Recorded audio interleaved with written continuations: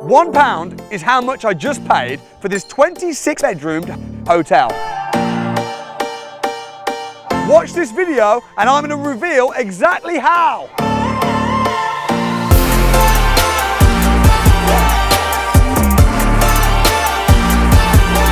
I just bought a hotel in Cambridge, and in this video I'm going to be giving you a full tour. I'm going to talk to you about how much I paid for it, and also expected revenue from this hotel is around £1 million a year.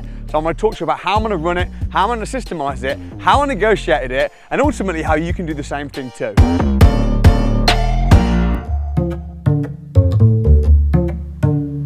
The location is really good. I mean, Cambridge is one of the most popular areas for tourism, students, relocators, so it's quite good for hotels and also for serviced accommodation.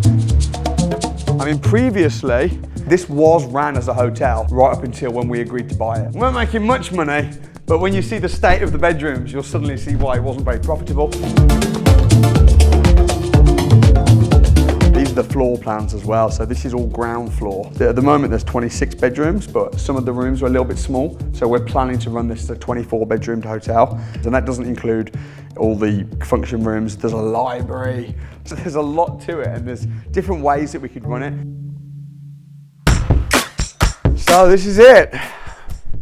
As you can see, pretty shabby, but this is the thing. When you're looking at a property as an investment, the things you can't really change are size and location. The rooms are big, mostly. They've got en suites, and the structure is good. It's just cosmetics. We just need to be stripping down the wallpaper, getting new carpets, and also furnishing the property. I can't believe that it was rented out on beds like this, and that's why previously they were only getting about £50 a night.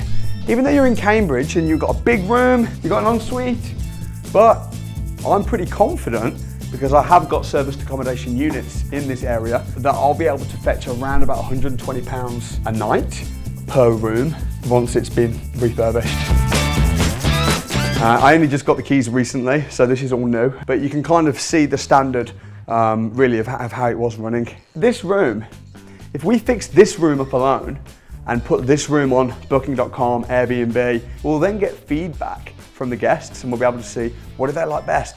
Did they like the colour? Who is our market? Who is our demographic? So if we do 5 or 6 rooms, get a feel for the clientele, then when we go and do the other batch of rooms, we'll probably have learned from the experience of just doing 5, and we'll go in with a slightly different strategy, and we'll get better and better rather than just spending 100 grand woof, doing the whole property at once.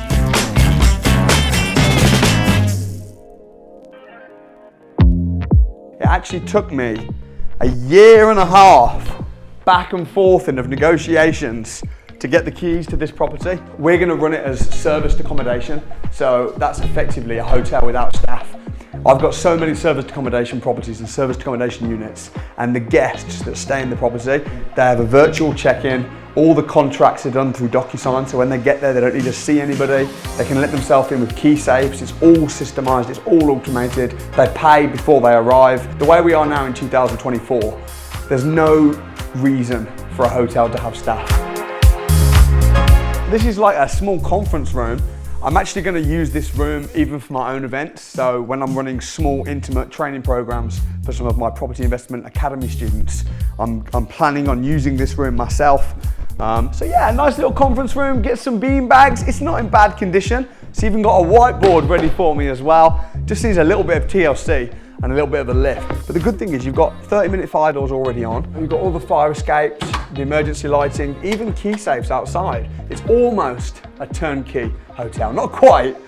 The reason I'm pretty confident that I'll be able to get close to £1 million a year in revenue from bookings, if we work on the basis 24 rooms, £120 a night, which again is very, very realistic, but that's £2,880. Times that by 365, and that gives you over £1 million. That doesn't include renting out all the function rooms, the office space. That doesn't include the planning permission at the back of the grounds. So I think £1 million a year is reasonably achievable, but even if it's £750,000 a year, I'll take that.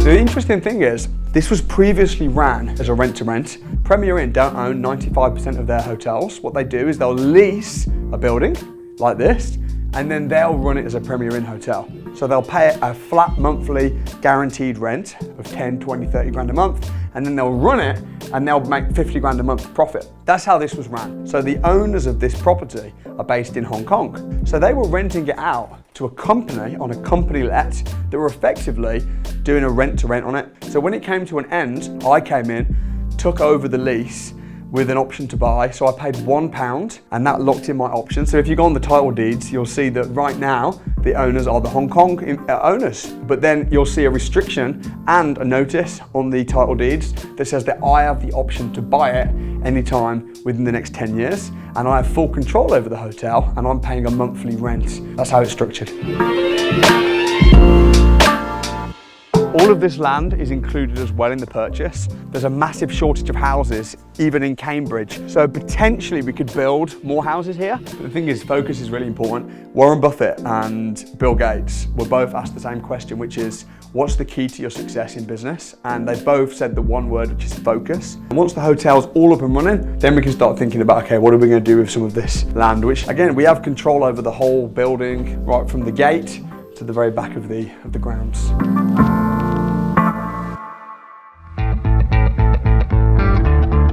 So that's the main hotel part. This is also, it's classed as C1. C1 is a hotel or a guest house. C2 is a care home. C3 is just a residential house, which means that if they do change the rules on serviced accommodation or anything like that, I'm all good because I've already got the right planning permission. So that's the hotel. But on top of that is this little detached house right here. There's outbuildings, there's a lot of land. Just buying this house alone, it's gotta be worth maybe 250, 300,000 pounds just for the house. And if you were renting a house like this, you're probably gonna pay, I don't know, maybe 1,500 pounds a month. So it's just a little bit of a shell really, but it's good structure. I mean, it's probably gonna need maybe 10, 15 grand to do the house. In total, the house has got 4 bedrooms, big bathroom. But yeah, this is gonna be probably the last thing that I do. I'll probably sort the house out last. So how have I structured the finance and how did I negotiate the deal and what are the exact figures? If I get £120 a night, we know that that's going to be around about £1 million a year. £1 million a year divided by 12 is 83,000. So how much am I paying the Hong Kong investors whilst they wait for their money? 20 grand, 40 grand, 50 grand? I'm giving them £6,500. I'm going to put my time and energy into running this as a successful hotel and make anything above 6.5 grand I'm going to be making as my profit. And then I'm going to be putting that profit aside and using that to pay for the building when I come to pay for it. And I've agreed to buy everything, the grounds, all of the land, the house, the hotel, for £2 million. I've got 10 years to buy it. How did I manage to get such a low price? Because this is a commercial property, and commercial properties are valued based on their rent. Because the rent on this has been so low, because it's so shabby, that's why the value is quite low. They don't even want the money now anyway, because even though they're sick of the property and they don't want anything to do with it, because they're based in Hong Kong, if they sold it now, they'd get blasted on the exchange rate. So it suits them to sell it later. Even if I'm only making half of my projections, that leaves me in 417. Let's say only half of that is profit. If I'm only making about 217 grand a year profit, which to be honest, I'd be very sad about that. Well, if I save that up for 10 years, that's over 2 million. So now I'm gonna use all of the income that I've made from the building to buy it. I've got quite a few hotels that I bought recently, but with this one I thought I can't not show it. The way I've structured it, well, I'm literally only putting down £1 of my own money. Anyone can do this. I didn't go to university, I'm not super smart, but I've got the knowledge in how to put forward a good offer, how to negotiate. These strategies really do work, so I wanted to do this video to show the process, to show how it works. If you've got questions for me, drop it in the comment box below and I'll try and answer your questions. Thanks for watching, like the video if you enjoyed it, and I'm rooting for you in your success too.